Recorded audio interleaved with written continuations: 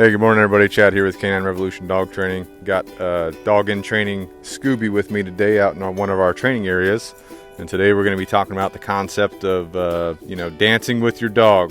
The way I like to say it is basically you and your dog being in motion together, having a good time together, working on a aspect of your training together. So right now what Scooby is doing in training is developing the muscle memory needed for precise levels of obedience. So right now it is in his current training step, we're using a lot of food rewards, as you can see here, just to get him comfortable, not only comfortable with me, but also comfortable with the different movements that are going to be required to achieve a very precise level of obedience. So you'll see me move him into a certain obedience position, like right here is a heel position, and then I'm going to give him a piece of food either in the position, or I'm going to allow him to chase my hand with the food in it for the reward, okay? And this is going to develop a very high level of motivation for him to work for me and to just have a good time with me, and also associate a good time with the obedience work itself, okay?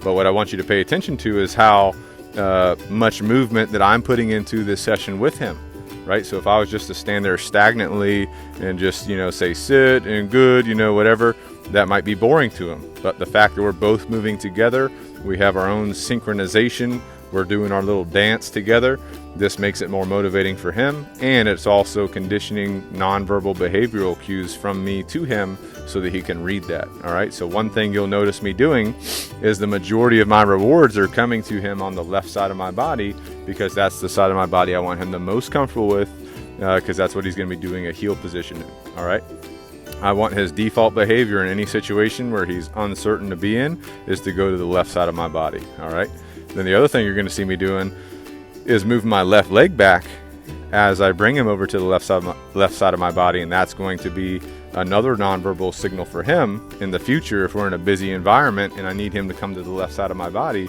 I can just slightly move my leg back and he'll adjust to that. All right, so that's kind of the focus of my movements. All right, the other thing that I'm doing movement wise is I'm rewarding him essentially to make it as simple as possible in a straight line for that obedience position, okay?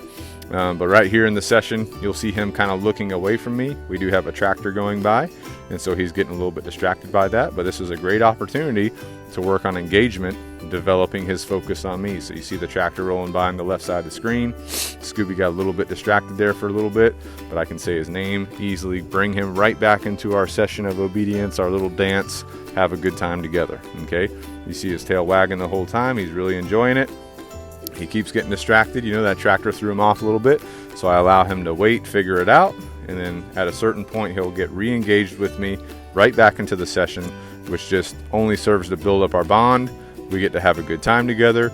He's continuing to associate the best experience possible with the obedience, and I'm working on all the foundational aspects of the muscle memory that we need for the different obedience behaviors and positions, okay? So he's just doing a great job here. I'm feeding him in position, little lure into heel position, reward in the heel position, okay? Again, left leg goes out, left hand, right, bring him right around to my left side. Everything that I'm moving, my hand, my leg, my body, it's all deliberate. The leash is just there. It's just loose, held in my right hand. It should be loose the entire time. The only purpose of the leash in a session like this is just to keep him in proximity to me if he were to decide to try and walk away from me, okay? So we're just, everything that I'm doing, every movement is deliberate, right? And that takes some experience to figure out what movements work best for your dog. So every dog that comes into training, they make a little bit different movement, which motivates that dog the best, all right? But developing this dance with your dog, this skill set, is going to be critical to build up their level of training, have a great time with them, fun for you and them, build up a bond, and go from there, okay? Hope you guys enjoyed the video. As always, give us any feedback in the comments below, subscribe to our channel, and let us know what you'd like to see in a future video, because our goal here is to help you guys as much as possible at home with your dogs. See y'all in the next video.